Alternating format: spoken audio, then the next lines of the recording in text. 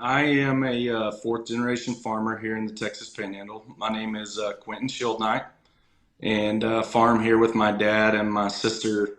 And my sister's family operation here in Spearman, Texas. We farm in Hansford, Tree, and Hutchinson County here in the Texas Panhandle.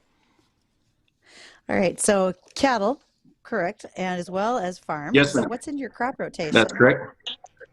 Right now, we on the cattle side, we raise registered and commercial red Angus. Currently have our private treaty bull sale going on, and then crop rotations are normally like a corn cotton rotation. Dryland here is usually a dryland wheat, cotton, and fallow rotation, trying to capture what moisture we can on that fallow acre and be able to fall it with wheat. And then we like to plant cotton behind the wheat stubble, so we don't have to deal with near the dust conditions. But right now, that's just not able to be happening. Okay, tell us about the last couple of years. She's been a little bit dry. I just give us a picture of what's been going on for you. So I'll go all the way back to, I want to say, 2020. Our last major rain event was in that July. And then the drought kind of started rolling in from there. And then all of last year was similar to 2011. The only blessing we had last year is that we just didn't have the massive, unrelenting wind almost every day like we did in 2011. We were able to kind of navigate through that. The drought, the crops weren't as bad last year as they were in 2011, and then all the way into the fall, we got even drier, and this winter's just been absolutely bone dry. All right, so many more questions. Have you been able to harvest in 20 and 21? And I know you talked about dryland wheat. I'm going to take a stab at that. That's winter wheat, actually. What are you Yes, actually ma'am. getting out of the ground these days? Anything?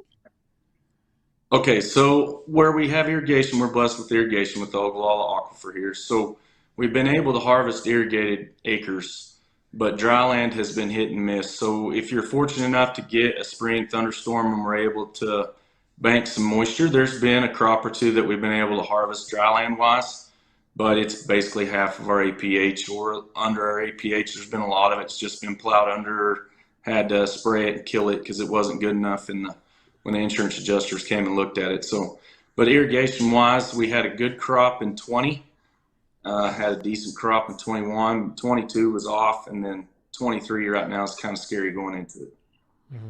And Quentin, I'm going to piggyback off on one of the things you just said about insurance. So, if you know there's another, the drought is going to continue this year, all the way through the summer and fall months. Obviously, you're going to take insurance out on that. Have rates been, since the drought has expanded and continued for the last couple of years, have insurance rates gone up, or do they kind of remain the same down there? No, I think they've gone up a little bit, and a guy's got to be mindful. Like if you're doing a revenue protection, whether you want to go ahead and go on up in that 70 to 80% range, or what works. I think on the cotton, we've been able to take out stacks, which has been a good option for us on the cotton side of stuff. Currently, where we are in the Texas Panhandle, we don't have base acres for cotton in our actual county, so it's kind of at a disadvantage for us versus what they get around the Lubbock area.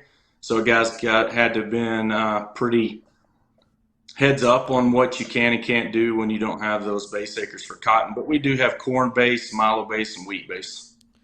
And if you're dealing with this, and more than likely you'll probably see the conditions continuing to be on the dry side, how does that impact the planting, the agriculture that's going down there? What kind of decisions do you have to make, or changes do you have to change for the crops that you're putting in? If this is, a crop that usually needs a little bit more moisture, are you selecting something that's a little more drought hardy, something that can do well on less water, different variety of seed? That's correct. So like a couple of the things that several of us around the table have been talking is either delay planting even further. So like we typically plant first, some guys will start around the first 10 days of April. We kind of trying to plant towards the late April window. And some of us has even been discussing, because there's been rumblings of this thing maybe break by late summer, or we may even delay planting all the way into the first half of May. and see if we can't back pollination out of our hottest part of those months there in July, and try to go further back so that when we are pollinating, maybe we'll get a break later in August instead of that first part of August.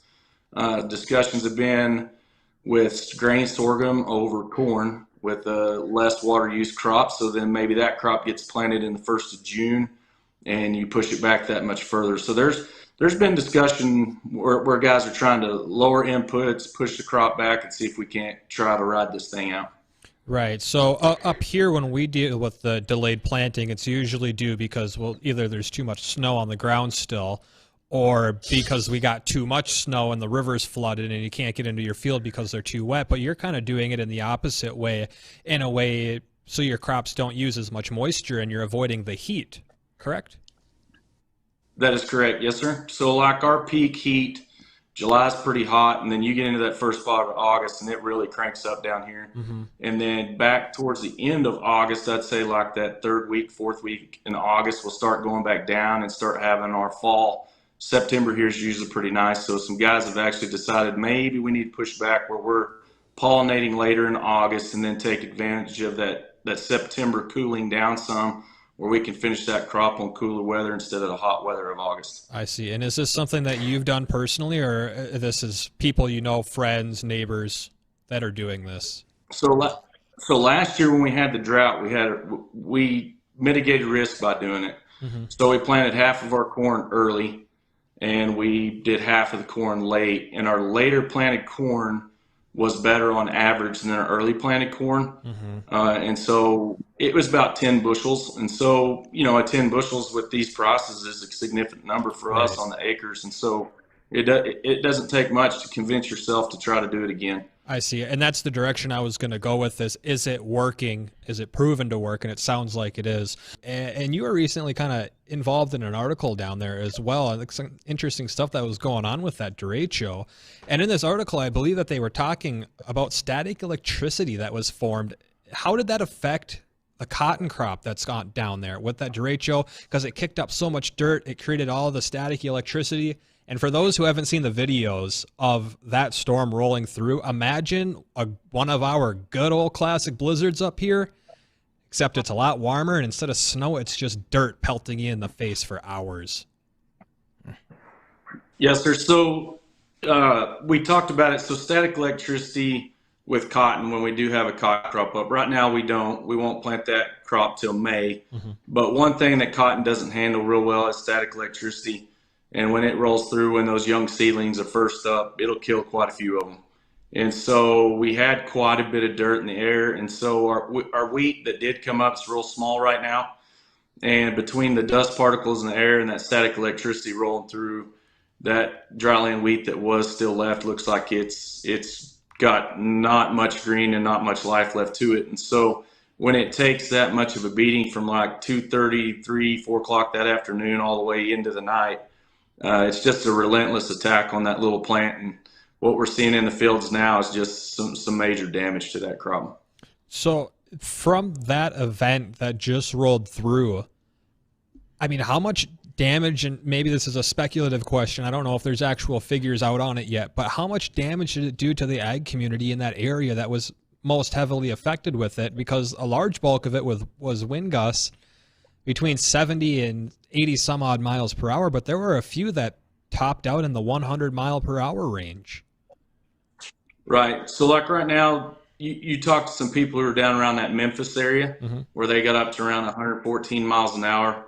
There's pivots down, there's bins messed up, there's a few houses lost roofs, and in the areas around Emerald and Lubbock, there's pictures of people losing barn roofs or house roofs around town. There's dirt piled into parking lots that you've never imagined could ever be in the middle of town, and just have sand blowing right down the street. Everyday people who aren't tied to agriculture were posting pictures going, oh my goodness. And my grandmother went through the dirty 30s and used to talk about having to roll up towels underneath windows and underneath doors and getting them wet because that relentless attack of that dirt coming into the house for so many days in a row.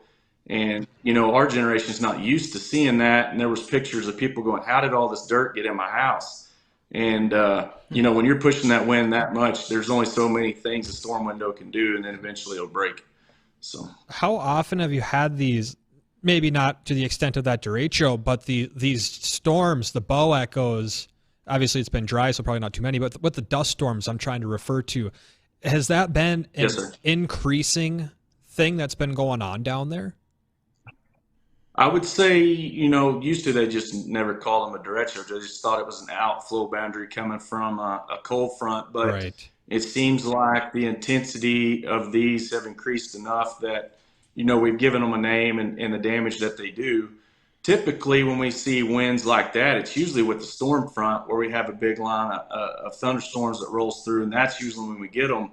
But in this particular instance, that day, that wind came early in front of the storms and got it going worse. And then behind it, we got some storms behind it, which kicked it up again. And so it was kind of a double whammy a week ago Sunday. Right. So when you get these storms and the dust, the static that affects the cotton, and you're damaging the crops, you're killing them off. The cotton is obviously getting hit hard.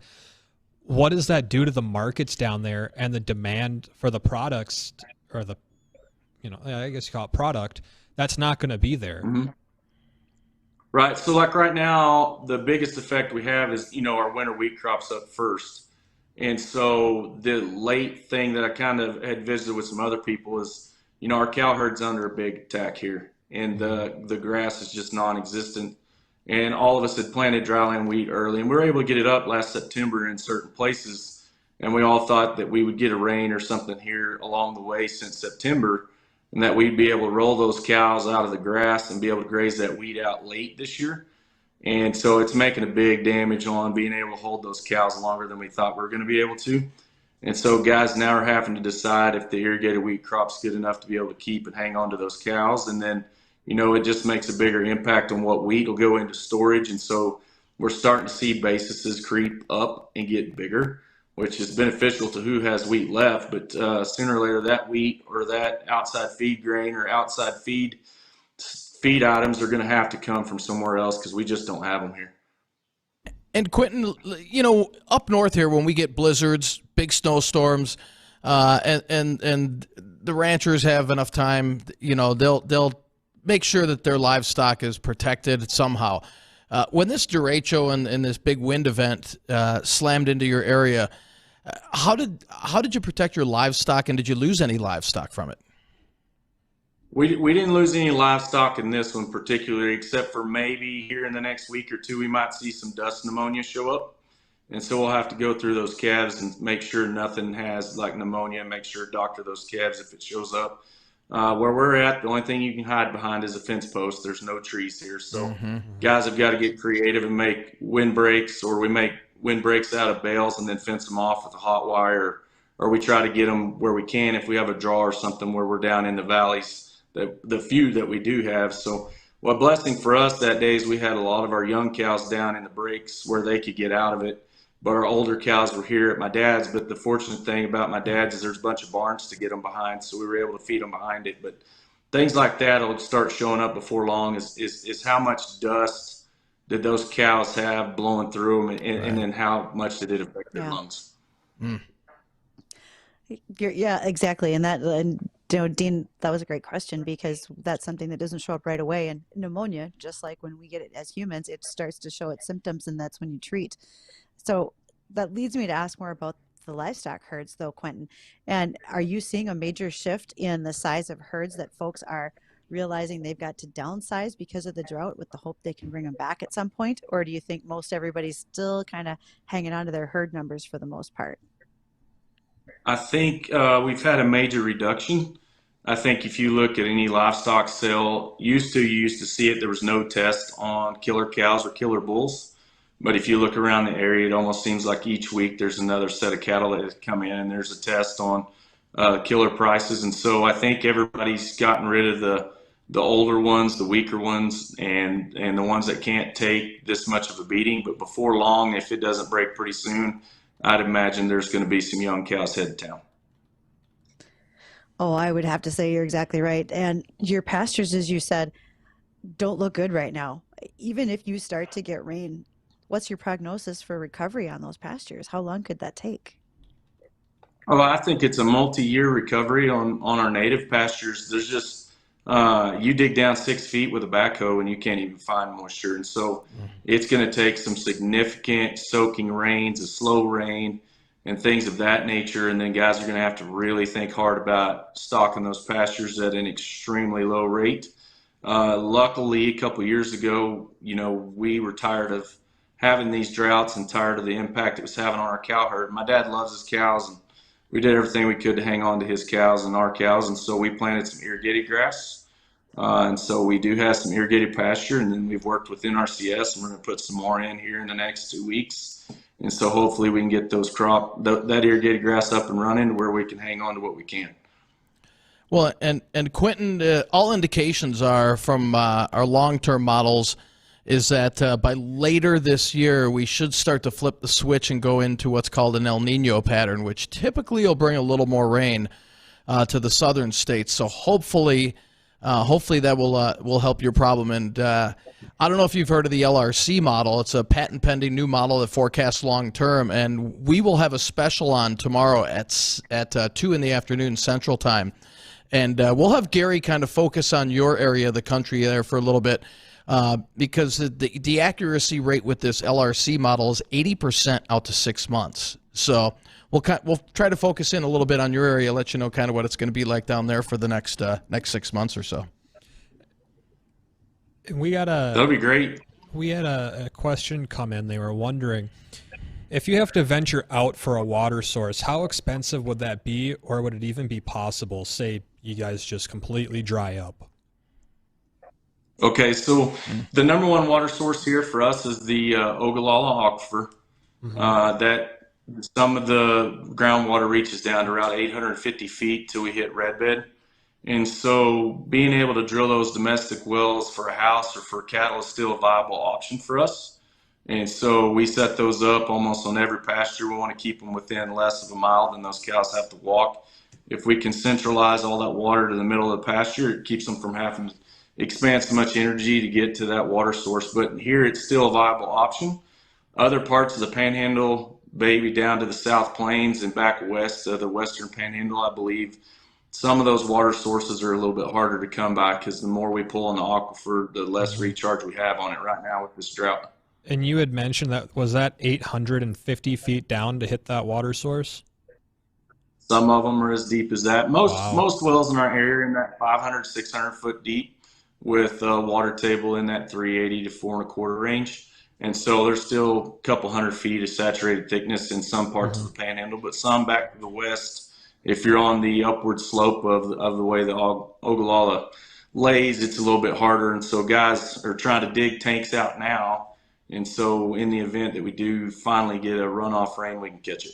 That's crazy, 850 feet. I think our well depths around here are like 40 to 110. Yeah. That's absolutely crazy. Yeah. I wanted to go back because you had mentioned with the wind, no real wind breaks that are down there.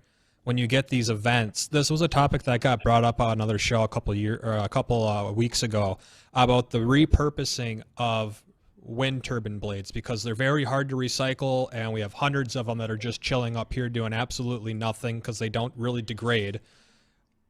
What would your thoughts be on using those blades as some form of a fencing or a windbreak? Because I mean, they're long, you can cut them up, you can do whatever you wanted to them. How does that idea kind of go through your brain, or how does that process with you? On the surface, I think it's an excellent idea. But the one thing I believe those turbine blades are made out of is they have a carbon fiber, like a fiberglass material. And so sometimes you can see some of those videos where those blades splinter.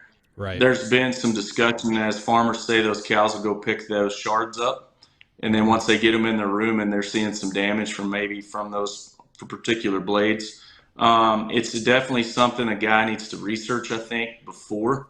I don't know if there's some kind of coating or something we can put on to preserve the surface of those blades. I think it'd be an excellent way to keep the cows from having to deal with that harsh environment. I think a guy's just got to do his research on what kind of impact, if those blades are made out of fiberglass or what kind of material they're made out of, that those cows just don't pick it up and they don't get it in their rumen.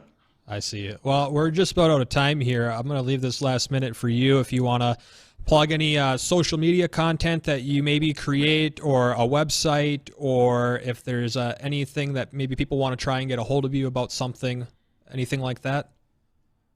Okay. First off, I just want to thank the ag Twitter community. They have been more than a blessing to me and my family. There's been several that have reached out, and thank you from the bottom of our heart, from my wife and my kids. Just want to tell y'all thanks. Again, like I said, right now we're going through our private treaty bull sale here. So if you're interested in some red Angus bulls, we have some 2-year-old and 18-month-old bulls. I want to thank Bridget for your presence on Twitter. You're an advocate and have done an excellent job, and we appreciate what you do on a daily basis. It was amazing. My son Logan likes the seed diggers, and so one year he put it out there that he was looking for somebody who's willing to pay for them, but he was able to get seed diggers all the way throughout the United States, even from as far away as Australia. So it's amazing what the ag community can do for one another and how much they bless one another. I think it's a unique and wonderful community, and I just wish more people in the cities got to know the heart of all these farmers and ranchers and how much they literally care about feeding your family, as many families as we got to feed. Each one of us we take it as an honor to raise that feed for you guys, and we love our communities, and we want to do the best we can for each and every one of them. All right. Well, I want to thank you very much for taking some time out of your day to kind of explain what's going on down there, and we hope you can get some relief. And that special tomorrow will be on from 2 to 5 o'clock, so we hope that you're able to listen. If you have any questions, feel free to give us a call during it as well. All right. Appreciate it. Thank you, guys. God bless you. No problem.